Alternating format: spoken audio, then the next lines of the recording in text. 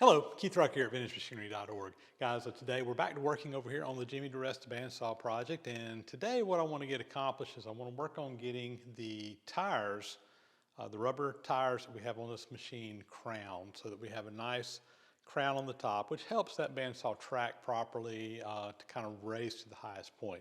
Pretty common practice on bandsaws. When you put new tires on, you need to get them crowned, and we're going to be getting that job done here today. Let's get in here, get her done. We installed these tires quite a while back. This is just basically a big rubber band that's on here that's glued in place. We just used some cement to get this thing firmly attached, and it is. But really ideally on bandsaw tires, and again the tire is just rubber on the outside of the wheel. The purpose of it is that you don't want your blade digging into the wood in this case, and in other cases the metal. If it's a metal wheel, cast iron wheel, it can dull the blade, so you have a little cushion there. But also on a wood blade, that saw blade could actually eat away at this. The idea with the rubber is it's soft, it'll give a little bit, and it'll grip that blade really well as well. But anytime you're running a flat belt or a bandsaw blade, in this case, on a tire or a pulley if it's a belt, ideally what you want to have is a crown on this blade or this surface. So instead of it being flat across, you want two little tapers or straight lines going in there where you have in the center, roughly in the center, a crown. It's a little bit higher than the rest of it. And the reason is that whenever that flat belt, or in this case a bandsaw blade, is running on that tire or on that surface that has that crown, it's going to want to naturally work its way to the highest point, which may not sound very, may not make sense when you first think about it, but that's what will happen, is it's going to want to try to center itself up on there. So it is a little trick you can use to kind of help your blade or a belt, if it's a flat belt or something like that, to kind of stay and track right on that wheel. It's going to want to run to that highest point. So to crown these wheels, there's lots of ways you can do it. A lot of people will actually crown them off the machine. These are so big, I guess I could put them back over on my boring mill where we turn the outside rim and do it there, but honestly, it's a lot of work to take these things on and off. I'm just going to crown them on the machine, and I'm going to use a very simple method. I'm just going to use a angle grinder here. I've got a sanding disc on this, and we're just going to come in here and we'll just manually come in here and put a little crown on there by hand. It doesn't have to be anything super precision. We just want that center to be a little bit higher than the outside, and not by a whole lot. So that's kind of my game plan. We'll do the bottom wheel. This one, of course, is driven by the belt. Now the trick is on the top wheel, because the top wheel is not powered, except it's just kind of an idler, and the blade is actually what's going to cause the top wheel to turn. And that's what we're going to use. We're going to use a blade on here, and we'll track the belt over to one side. We'll crown one side of the wheel. We'll track it back to the other side. We'll crown the other side of the wheel. And we're basically just using the blade as a belt to turn that top wheel. I've done it before. It works. So that's what we're going to do. All right, let's get her done. All right, so I'm going to start this bottom wheel. And I am going to using my potentiometer. I'm going to turn that speed down a little bit on the slower side. I don't want this wheel just going really super fast, because there's a lot of surface speed on that outside diameter of that wheel. And we'll come in here using the angle grinder. Since the wheel is moving down, I'm going to try to work on this where it's sanding it on the bottom side. And we'll just come in here and kind of do this by hand.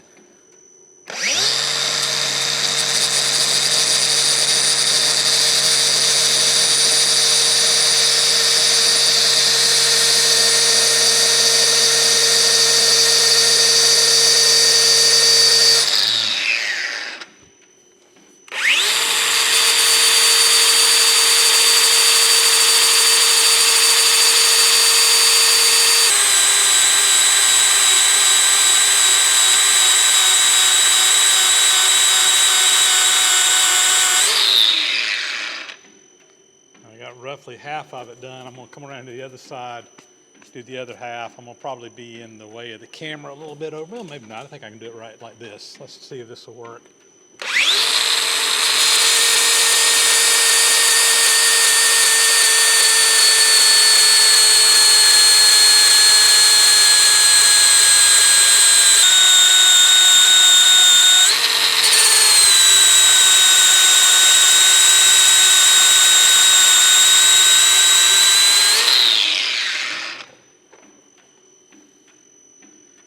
I'm sitting here looking down where I can see that, and there is a little bit of a crown in there, so I'm happy with that. We're gonna get a blade hooked up on this and get the other side. You can see everything that's come off of it. I got a mess to clean up over here, but we'll worry about that later. So we're gonna go ahead and put a blade on this now. I've got a bandsaw blade. This is a 1/2-inch wide blade, not a huge blade. This thing's gonna spring all over the place. But this blade, for this saw, it's a little over 24 feet long. So it's a pretty long blade. I had this one made up from the guys at Woodworkers Tool Works. They will do custom bandsaw blades. They'll make them whatever length you want. And this one's a monster. And I'm gonna have to go get a ladder, I think, just to get over here and get to working on this. So let me get that blade in there, and let me go get a ladder to reach up there and get that over that top wheel. All right, let's see if we can get this on here.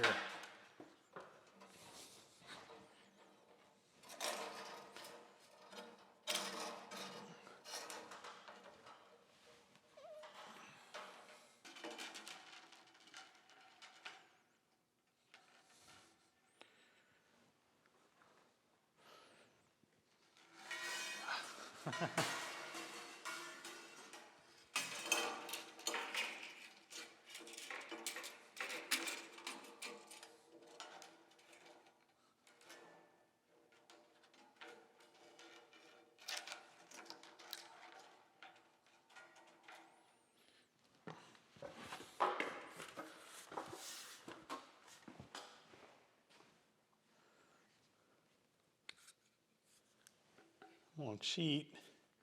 I'm gonna put a little spring clamp, hold this blade in place while I'm futzing around with it here. All right. That'll make things a little bit easier, I think.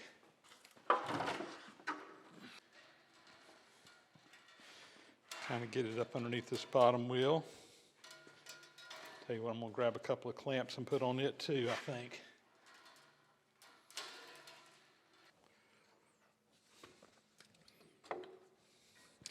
All right, those clamps are just tight enough that they will hopefully kind of hold it in place. I'm gonna, oops, went the wrong way. Let me raise the wheel up, tighten it in place.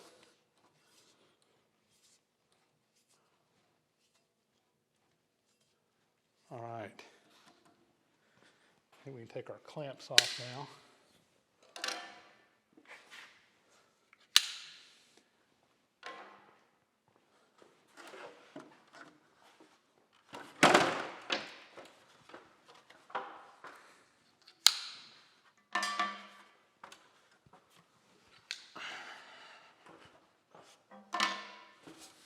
So this is kind of exciting. It's the first time I've had both the top and the bottom wheels running. I'm just going to spin this by hand, and what I'm looking at is the tracking of the blade. It's running pretty good on the, they're actually both, it's actually tracking pretty good just by hand.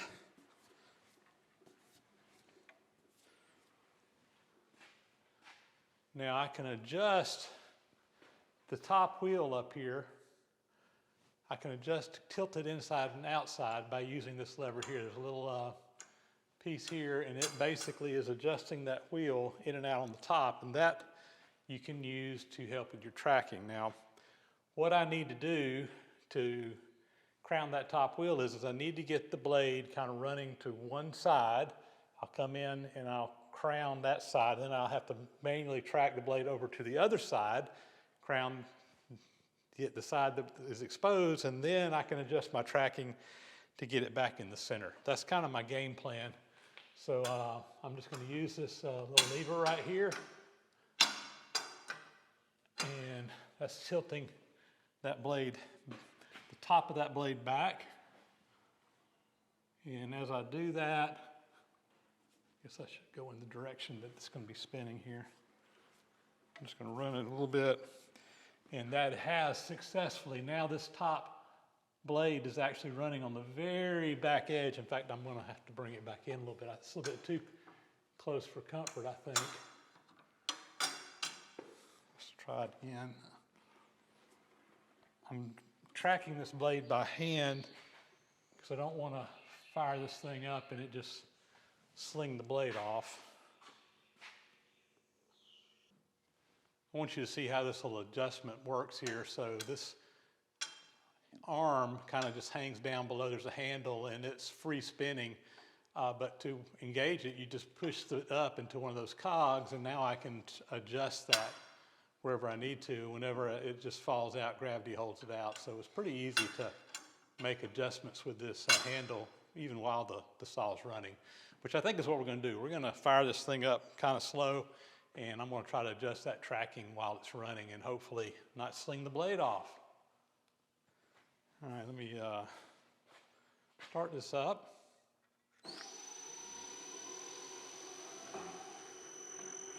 Again, we're running at fairly low speed, and I'm going to make a little adjustment here.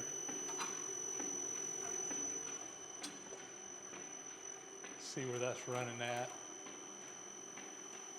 Really want to bring it back to the back just a little bit.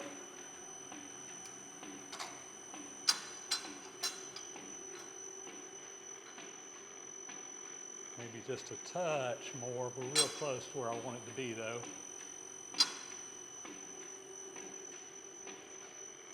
All right, I think that will let me kind of get on the front side of that.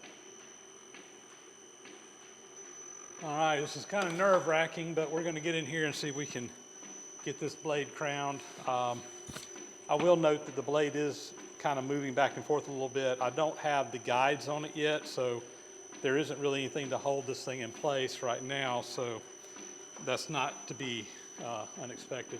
All right, let's see what we can do. I want to stay away from that blade, but I want to just kind of get this side over here.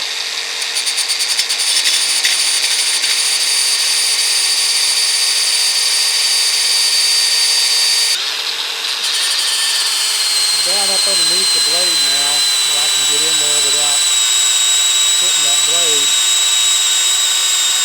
We about got it to the center, a little bit more.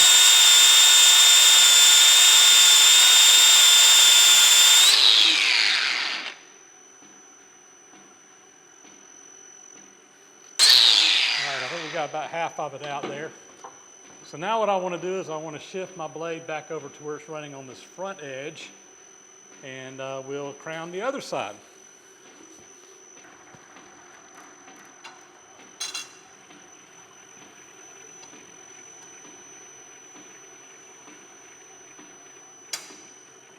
A bit more.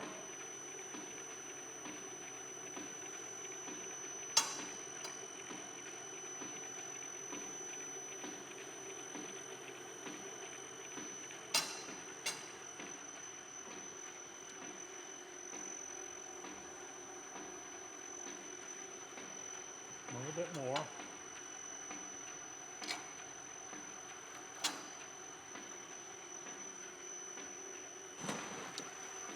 I'm going to get in here now and we're going to work on this back side. I'm going to try to get as far away from this blade as I can, as I just don't want to get caught up in that thing. So we're going to try this right here.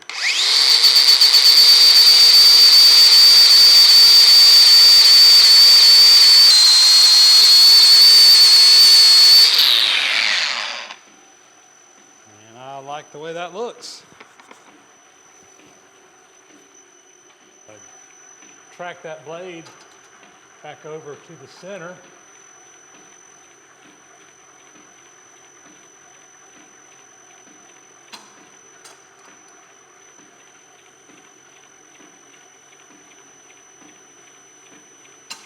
About right in there. And I believe our crown job is done. Man, it's nice to see those wheels turning. It's nice to see that my blade is tracking nice in the center, on the top, and the bottom. I'm really excited about this. I'm tempted to want to cut some wood, but I don't want to do that until I get the guides on, and we've still got some work to do there. So I think what we're going to do is go ahead and just shut this thing off. And I think we are, once we get those guides on there, I think we can pretty much try this thing out. I'm going to get this thing cleaned up. I got a big, huge mess of rubber everywhere. So one little piece I want to install is a blade guard. We got this piece back here in the back that is a cast iron piece, but it's got a little trough in it that's made to hold a board, kind of like this, that will give us some added protection. So this will just kind of keep you from bumping into that blade, but still give it clearance in there. So we're going to install this. I basically just took a piece of cherry wood that I had, planed it down to fit in here, and we're just going to take a couple of screws. There's a couple of screw holes already in this. I'm just going to drill some holes from the back here and screw it in place.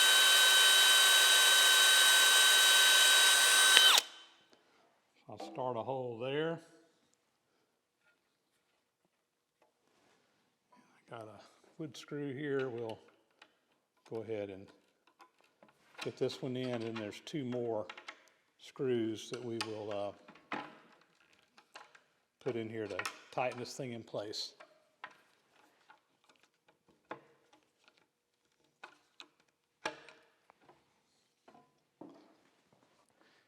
So with this blade guard in here, I mean, basically all this is going to do is keep you from kind of leaning into this and getting into that blade.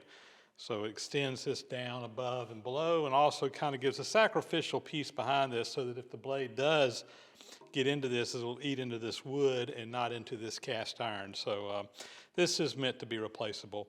Again, I just made it out of some cherry. Also, I added on the little brush that goes on here. This is a brush that basically, when the wheel's turning, it just brushes onto the tire, and if there's any sawdust or anything that's dropping down onto the blade and coming back around, it'll just brush it off and kind of keep that blade clean, because you do have sawdust dropping down from above on it. So we got those little two features in, and this end's all pretty much finished up. I think all we have left to do is the guides, and like I said, I'm waiting to get some parts in on those, and as soon as we get those, we'll get the guides put back on and check this thing out and make some test cuts. Well, there we go, mission accomplished. We got our tires crowned, we got our new back plates put in here, we got our brush put on the saw. We are making good progress. We're getting really close to making our first cuts on this machine. Just need to get our bandsaw guides, we're on here mounted and everything else. We're going to be doing that in an upcoming episode real soon, getting all that stuff working out as well. And yeah, before long, maybe we'll have this thing finished up, and at the very least be able to do our first test cuts. Guys, with that, that's going to be a wrap. As always, thanks so much for watching. Please subscribe to the channel if you haven't already. Those thumbs up and comments are always greatly appreciated. Hit that bell icon up there to get notifications when new videos are posted. And as always, a big, huge thank you to the guys who support the site by subscribing, by contributing monetarily through PayPal, Patreon, etc. The contributions really help out a lot, allow me to take the time it takes to shoot these videos, edit the videos, and everything else, when I could be spending time doing other things in the shop that is earning income, coming out here helping keep things paid for. So there you go. With that, we're going to catch you on the next video. As always, thanks for watching.